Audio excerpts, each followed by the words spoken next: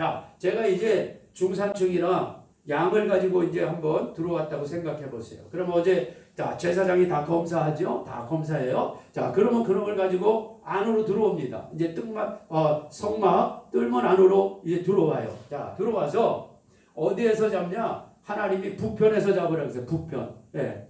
이 성막의 북쪽에서 잡는 거예요. 북쪽에서. 이게 이쪽이 북쪽이거든요. 예. 왜 북쪽이냐? 이사야 14장 말씀해 보면 거기 사탄이 나오잖아요. 예? 사탄이 높은 자와 비기리라. 북극 지폐에 올라가 높은 자와 비기리라. 그런 말씀이 있죠. 북극 지폐에 올라가. 그 방향이 나오는 거예요. 사단이 북쪽에 올라가서 내가 하나님과 비기리라. 그런 말씀이 있죠. 예. 그래서 하나님께서는 그 죄가 시작된 그곳의 북쪽에서 바로 희생제물을 잡습니다.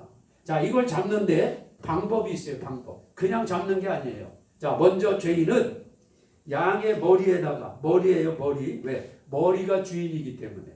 머리에다가 두 손을 얹고, 한 손 얹으면 안 돼요. 두 손을 얹어. 머리에다가 두 손을 얹고 자기의 죄를 고백합니다. 내가 이런 죄를 지었어요. 그리고 고백할 때, 자, 머리에다가 손을 얹는 건 뭐예요? 안수죠, 안수. 그러면 죄인이 자기의 죄를 고백할 때 안수라고 하는 이 행위를 통해서 내 죄가 바로 이 양에게 들어가는 거예요. 자, 그래서 아주 중요하죠, 여기서. 안수받지 않는 건 절대로 번제단 위에 못 올라갑니다. 예, 안수를 받아야 돼. 왜? 안수 받을 때 죄인의 죄가 이 양에게 또는 염소에게 소에게 들어가는 거예요. 내 죄가 옮겨지는, 이걸 전가라 그래요. 전가. 내 죄가 전가되는 거예요. 그러니까 안수는요, 두 가지 아주 중요한 의미가 있어요. 첫째는 죄가 전가돼. 내 죄가 양에게로 들어가는 거예요. 안수를 통해서. 안수 안 하면 절대로 제물이 못 되는 거예요. 안수를 안 하면. 그래서 반드시 안수가 돼야 돼요. 그리고 안수의 두 번째 아주 중요한 의미가 뭐냐? 안수는 연합이에요. 연합. 하나 되는 하나. 그러니까 안수를 통해서 죄가 들어가기도 하지만 죄인과 제물이 하나가 되는 거예요. 네. 그래서 여기에서 제물이 드려질 때 하나님은 누구를 제물로 보는 게 아니라 죄인으로 보는 거예요. 죄인. 네. 양이 죽지만 양에게 안수한 그 죄인이 여기서 죽는 것과 똑같은 것으로 하나님이 인정해 주는 거예요. 안수를 통해서. 안수는 전가되는 게 의미가 있고, 안수를 통해서 죄인과 제물이 하나 되는 거예요. 연합되는 거예요. 연합. 네. 이게 아주 굉장히 놀라운 겁니다, 이게. 네. 그래서 예수님도요, 요단강에서 세례 요한에게 세례받잖아요. 세례 요한은 광야에 살지만 그건 세례 요한은 제사장입니다. 왜냐하면 세례 요한의 아버지 사가랴가 제사장이에요. 그 당시는 아버지가 제사장이면 특별히 뭐 불구라든가 무슨 이런 제재사항이 없으면 그거 그냥 쇠습되는 거예요, 제사장이. 그러니까 세례 요한도 제사장이요, 제사장. 이 세례 요한 제사장이 예수님을 세례 주잖아요, 요단강에서. 근데 예수님이 오실 때 세례 요한이 여관이 열려버리니까 예수님을 딱 보자마자 그냥 몸이 얼어버린 거죠. 뭐 하나님의 아들이 오시는데. 그러니까 세례 요한이 뭐라 그래요? 난 예수님에게 나 세례 줄 수 없습니다. 어떻게 내가 예수님께 세례 줍니까? 그때 예수님이 뭐라고 말씀하시죠? 내가 너에게 세례를 받는 것이 하나님의 의를 이루는 것이라 그랬어요. 하나님의 의. 이 하나님의 의가 뭐예요? 하나님의 공의가 뭐예요? 하나님의 사랑과 심판 아닙니까? 이게 하나님의 의. 하나님의 의는 죄는 반드시 심판하는데 하나님의 아들 대신을 통해서 하나님이 심판해 주시는 것. 이것이 하나님의 의입니다. 그러니까 예수님이 이 세례 받는 것이 하나님의 의를 이루는 거라 그랬어요. 그래서 예수님이 세례를 받고 올라오실 때 세례 요한이 뭐라고 얘기합니까? 보라, 세상 죄를 지고 가는 하나님의 어린 양이로다. 세례 요한이 예수님 머리 위에 손을 얹고 세례를 베푸는 것은 우리가 받는 세례의 의미, 그렇지만 이제 예수님이 죄를 회개하고 그런 의미는 아니죠. 그래서 예수님이 우리의 모든 죄를 예수님에게 지금 세례 요한, 제사장인 세례 요한이 예수님의 머리 위에다가 손을 얹고, 예, 우리 모든 죄를 다 지금 전가시키는 전가. 그래서 우리가 예수님과 하나, 연합을 이루는 거예요. 연합. 예. 그러니까 로마서 6장 7장 말씀에 예수님께서 십자가에 피 흘려 죽으실 때, 장사 지낼 때 나도 함께 장사 지냈다가 예수님이 부활하실 때 나도 함께 부활했다라고 얘기하는 거 아니에요. 왜? 연합됐으니까, 하나 됐으니까. 예. 예수님이 그렇게 세례 요한에게 세례를 받으며 우리의 모든 죄가 예수님에게 들어가는 거죠. 그래서 보라, 세상 죄를 지고 가는, 세상 죄 속에 내 죄가 다 포함됐다는 거예요. 예. 그래서 세상 죄를 지고 가는 하나님의 어린 양이로다. 그렇게 성경이 말씀하고 있는 겁니다. 그러니까 자, 이게 안수라는 게 이렇게 중요한 거예요. 그래서 오늘 이 영상을 보고 계시는 분들, 예, 이 안수를 아무데나 가서 막 받으면 안 됩니다. 예, 반드시 여러분이 섬기는 교회에 여러분 담임 목사님을 통해서 안수를 먼저 받으세요. 그게 최고 좋은 거예요. 예, 그러니까 담임 목사님에게 안수를 먼저 받고, 그리고 혹시라도 이제 외부의 어떤 기도원이나 이런 집회에 나가서 안수 받을 때에도 아무데나 가서 막 안수 받으면 안 돼요. 반드시 안수는 검증된 이 공개적인 예배의 자리에서 받아야지, 어느 방에 들어가서 어떤 목사님에게 개인적으로 받는다거나, 물론 기도원에 가서도 강사 목사님이 뭐 개인적으로 뭐 강사 방으로 불러서 안수를 준다거나, 그거는 있을 수가 없는 일이에요. 강사 목사님이라고 해도 예배를 드리는, 집회하는 그 현장에서, 그 기도원의 최고 이제 책임질 수 있는 뭐 원장이라든가 원목이라든가 이런 분들이, 우리 기도원에 올라오신 분들 안수 좀 해주세요, 이렇게 했을 때 안수가 되어지는 거예요. 그럼 혹시 잘못되면 그 기도원 원장이나 원목 목사님이 책임을 져야죠. 예. 그러니까 우리 이제 혹시 영상을 보는 성도님들이 이제 신년도 되고 어느 기도원에 올라가서 이제 기도하는 그런 시간도 가질 때 아무데나 가서 안수 받지 마시고요. 꼭 검증된 기도원으로 올라가시고, 또 안수를 받아도 항상 예배 그 자리에서 안수를 꼭 받으시기 바랍니다. 그리고 하여간 최고 좋은 안수는 여러분이 지금 섬기시는 그 교회의 담임 목사님 안수가 최고 좋아요. 그러니까 담임 목사님에게 안수를 받으세요. 그래서 안수를 받아서 안수해 주시는 분, 담임 목사님과 안수 받는 내가 이 안수를 통해서 정확히 영적인 질서가 또 세워지는 거예요. 네. 또 그리스도 안에서 목사님과 내가 연합된, 하나 돼.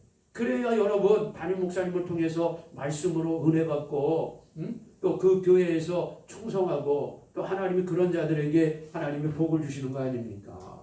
그러니까 안수 잘못 받으면 큰일 납니다. 꼭 기억해 주세요. 그래서 안수는 반드시 머리에다가 두 손으로. 자, 그런데 안수는 누가 할까요? 제가 이렇게 다니다 보면 안수는 제사장이 해야죠. 아니에요. 제사장도 자기 제사를 드릴 때 자기가 하는 거지. 누가 해주냐면 본인이 하는 거예요.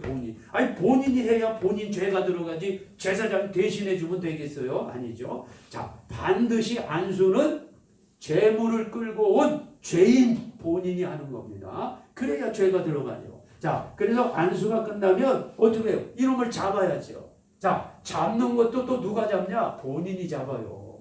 칼을 딱 붙잡는 것은 죄인이야, 죄인.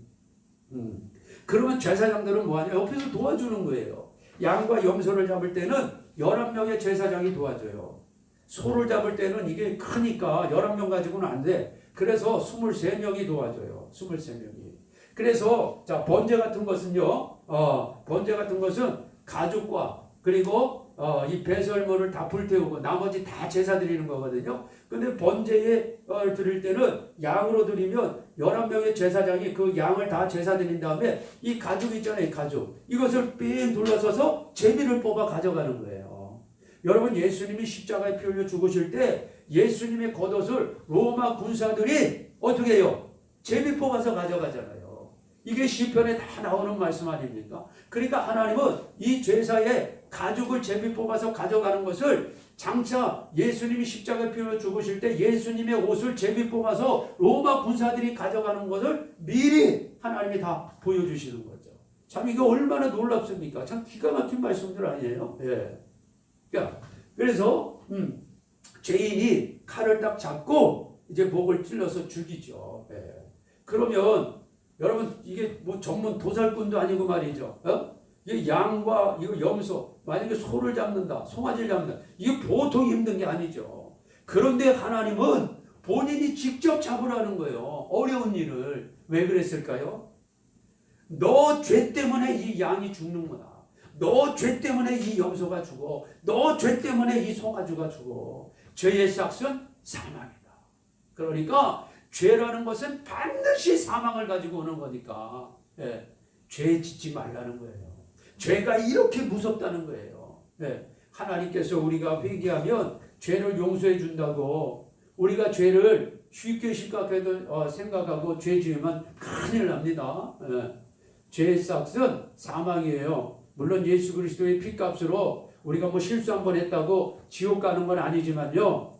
내가 그 어떤 죄를 지음으로 그 결과는 본인 자신이 책임져야 되는 거예요. 그 결과가 어떤 사람에게는 병으로도 오고 어떤 사람에게는 물질로도 오고 어떤 사람에게는 인간관계 속에서 괴로움으로도 오고 다양하게 오는 거예요. 그 죄 때문에. 그래서 하나님이 직접 칼을 잡고 죽이라는 거예요. 죄가 이렇게 무서우니까.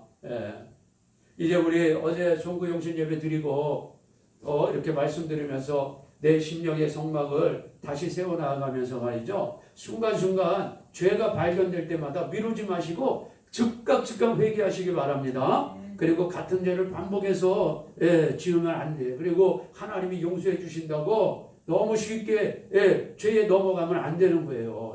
그 결과는 반드시 본인에게 다양한 어려움으로 찾아오기 때문에. 그래서 야고보서에서도 말씀하잖아요. 죄와 싸우되 피 흘리기까지 싸우는 거야. 아주 처절하게 싸우라는 거예요. 죄를 짓지 않기 위해서. 할렐루야. 자, 어쨌든 이런 방법이 있어요. 그래서 이제 번제를 가지고 얘기하면 가죽을 빼고 배설물 빼고 나머지를 다 각을 뜨는 거예요. 각을 조각조각. 성경에서 각들하는 것은요 조각조각이요. 조각조각. 한 덩어리를 그냥 휙 올리는 게 아니라 각을 뜨는 거예요. 각을 떠 조각조각. 여러분 이 각 뜨는 게 뭔지 아세요? 각 뜨는 게 각을 뜨는 것은요 회개를 의미해요. 회개. 이 번제단에서 죽어나갈 때 이건 우리의 죄 때문에 죽는 거기 때문에 우리가 이걸 복음으로 받을 때는 내 죄를 번제단에서 회개하는 거예요. 회개. 그래서 우리가 회개할 때 말이죠. 각 뜨면서 회개해야 됩니다. 각 뜨면서 그냥 두리뭉실 크게 하나님 용서해 주세요. 그런 회개가 아니에요. 회개라는 것은 각을 떠야 돼. 각을. 내가 무슨 죄를 지었는지 뭘 잘못했는지 그걸 정확히 하나님 앞에 각을 뜨라는 거예요. 고백을 하라는 거예요. 그럼 회개하라 그러면 그냥 하나님 잘못했어요. 뭘 잘못했는지도 고백도 안 하고 그건 각 뜨는 게 아니면 덩어리를 그냥 올려놓는 거지. 그건 안 돼요. 각을 떠야 돼. 그래서 우리가 회개할 때는요 철저하게 각을 뜨시기를 바랍니다. 하나하나 각을 떠서 올려놔야 돼요. 각을 떠서. 그래서 이제 여기서 다 올려놓으면 이렇게 이제 불이 타죠. 그래서 마지막에 향기가 올라가요. 그럼 레위기에 있는 말씀처럼 여호와께 향기니라. 그러면 하나님이 받으셨다는 거야. 그러면 이 죄인이 이제 용서받은 게 되는 거죠. 그러면 여기에 아마 뭐 잘 안 보이실 텐데 여기 이 사람이 이제 은나팔을 들고 있네. 은나팔. 그러면 나팔을 불어주는 제사장이 있어요. 그래서 이거 제사가 다 이렇게 올라가면 이 은나팔을 들고 있는 제사장이 은나팔을 붕 하고 불어줍니다. 그게 무슨 소리냐? 너의 죄사를 하나님이 다 받으셨다. 너 죄 용서함 받았다. 그러니까 이제 다시는 죄 짓지 말거라. 그리고 성막에서 내보내는 겁니다. 이게 제사의 과정이에요. 이게 제사의 과정. 자, 그러면 제일 중요한 건 말이죠. 여기에서 하루에도 수없이 많은 소, 양, 염소, 비둘기가 죽어나가잖아요. 이게 누구의 모습이냐 이 말이죠. 바로 우리를 위해 십자가에 피워 죽으신 예수님의 모습이에요. 구약시대에는 예수님이 오시지 않았기 때문에 나를 위해서 대신 죽어줄 희생제물이 필요한 거고, 이제는 예수님이 직접 오셔서 히브리서 9장의 말씀처럼 단번에 네, 3번이나 강조하죠. 히브리서 9장에 딱 한 번 죽으셨다는 거예요. 예수님이 십자가에 딱 한 번 피 흘려 죽으심으로 말미암아 이제는 염소와 송아지 필요하지 아니하고 그분이 직접 우리의 속죄의 제물이 되어 주셔서 희생 제물이 되어 주셔서 그분이 피 흘려 죽으심으로 말미암아 우리가 언제든지 하나님 앞에 들어갈 수 있는 새롭고 산 길이 확 하고 열렸다는 겁니다. 그래서 이제 우리가 이 번제단에서 제사 드릴 필요가 없는 거예요. 우리가 이런 말씀을 공부하는 것은 구약시대에 이런 것들이 예수님의 이런 모습이었다, 이걸 지금 배우는 거지 뭐 우리가 제사 드리자고 이거 배우는 거 아니잖아요. 지금은 제사 드릴 필요가 없어요. 왜? 예수님이 완전한 희생 제물이 되어 주셨기 때문에 이제는 나를 위해서 피 흘려 죽으신 그 예수님을 믿기만 하면 되는 거예요. 믿기만. 그래서 이 번제단은 바로 십자가입니다. 십자가. 어제 문은 제가 요한복음 10장에 이 문은 양의 문이요 구원의 문이라 그랬잖아요. 예수님께서 나는 문이니 누구든지 나 말미암아 들어오며 나아가며 구원을 얻고 꼴을 얻으리라. 바로 구원의 문. 예수님이 구원의 문. 그러면 이 번제단은 바로 뭐다? 십자가다. 번제단은 십자가예요. 그래서 이사야 선지자가 이사야 53장에 예수님이 이곳에서 죽는 모습을 정확하게 기록하고 있잖아요. 그가 찔림은 우리의 허물을 인하며 그가 상함은 우리의 죄악을 인함이라. 그가 징계를 받음으로 우리가 평화를 누리고 그가 채찍에 맞음으로 우리가 나음을 입었도다. 여호와께서 우리의 무리의 죄악을 그에게 담당시키시고 그가 마치 도수장으로 끌려가는 어린 양처럼 끌려가서 목베임 당해 죽었느니라. 하나님께서 우리의 모든 죄를 어린 양 되시는 예수 그리스도께 다 얹어놓고 그 예수님이 갈보리 언덕 올라가셔서 십자가의 피로 죽으시면서 마지막 6번째쯤 내가 다 이루었다. 다 이루었다. 뭘 이루어요? 우리의 죄를 다 이루었다는 거예요. 깨끗이 해결했다는 거예요. 우리의 사망의 문제, 저주의 문제 깨끗이 해결했다. 내가 다 이루었다. 그리고 예수님께서 아버지여 내 영혼을 아버지에게 부탁하나이다. 그리고 예수님이 돌아가셨잖아요. 그러니까 이제 우리는 더 이상 이런 제사도 필요 없는 거예요. 이제 우리는 나를 위해서 피 흘려 죽으신 그 예수님을 내가 믿음으로 온전히 고백하면 이 번제단에서 구원받는 거예요. 아멘. 자, 이 문은 예수님이 우리를 구원하실 분이구나. 그걸 믿고 들어와서 반드시 번제단이 있어야 됩니다. 오늘날 교회 이 문 안에 이걸 교회로 보면 교회 문 열고 들어오는 사람들이 많이 있어요. 그런데 마당만 밟고 다니는 사람들이 너무 많아요. 교회는 오는데 교회까지 오는 거 참 고맙지요. 이거 교회 한번 들어오는 것도 얼마나 힘듭니까? 왜 교회 안에 들어오면 반드시 번제단을 그 사람이 경험해야 돼요. 십자가가 그 사람에게 있어야 된다는 거예요. 이건 뭐냐? 나를 위해서 피 흘려 죽으신 예수님을 주는 그리스도시요 살아계신 하나님의 아들입니다 라고 고백해야 된다는 거예요. 이것이 바로 번제단이에요. 번제단. 물론 오늘 이 영상에 들어오신 분들은 뭐 다 이미 번제단이 심령에 다 있죠. 다 있으시니까 그렇구나. 그리고 다시 한번 확인해 주시고 정말 예수님이 그리스도, 예수님은 나의 주님이시고 그리스도인가 한 번 더 고백해 주시고 정말 예수님이 내 주님이시다. 주님이 뭐예요? 주인이시다. 예수님은 내 삶의 주인이시다. 내 인생의 주인이시다. 내 가정의 주인이시다. 내 기업의 주인이시다. 이걸 고백하는 거예요. 그래서 이 십자가는 바로 한 죄인이 구원받는 곳이 구원받는 곳. 얼마나 감사한 곳입니까? 예수님의 제물의 피가 뿌려지고 이제 지금은 예수님의 피가 뿌려지는 거죠. 그래서 우리가 날마다 내 심령에 이제 오늘 번제단을 딱 드려놓을 때는 예수님이 나를 위해 십자가에 피 흘려 죽으신 그 분명한 신앙의 고백을 번제단으로 딱 만들어 놓고 그것으로 끝나는 것이 아니라 예수님이 흘리신 그 피, 그 보혈의 능력, 그 보혈의 능력을 날마다 선포하시기 바랍니다. 예수의 피를 자랑하시고 예수의 피를 선포하시고 예수의 피를 찬양하시라 이 말이에요. 예수의 피가 나를 구속하고 예수의 피가 의롭게 하고 예수의 피가 나를 해방시키고 예수의 피가 망령된 행실에서 나를 돌이키게 하고 예수의 피가 원수마귀를 몰아내고 예수의 피가 뿌려질 때 어떻게 해요? 죽음의 재앙이 넘어가잖아요. 6월절 어린 양 피를 뿌릴 때 넘어가죠. 그리고 예수의 피를 뿌릴 때에 어떻게 해요? 병도 치료되고 예수의 피가 하나님과 나 사이를 화목하게 하고 이것이 예수님 보혈이 가지고 있는 능력이에요. 그래서 우리가 번제단에서 내 심령에 번제단이 있다면은 날마다 이런 예수님의 보혈의 능력을 내가 믿음으로 고백하고 이것을 믿음으로 뿌리는 거예요. 그래서 하루를 시작할 때 이제 2021년 우리가 시작하잖아요. 제가 아까 기동 설명할 때 얘기했잖아요. 속전.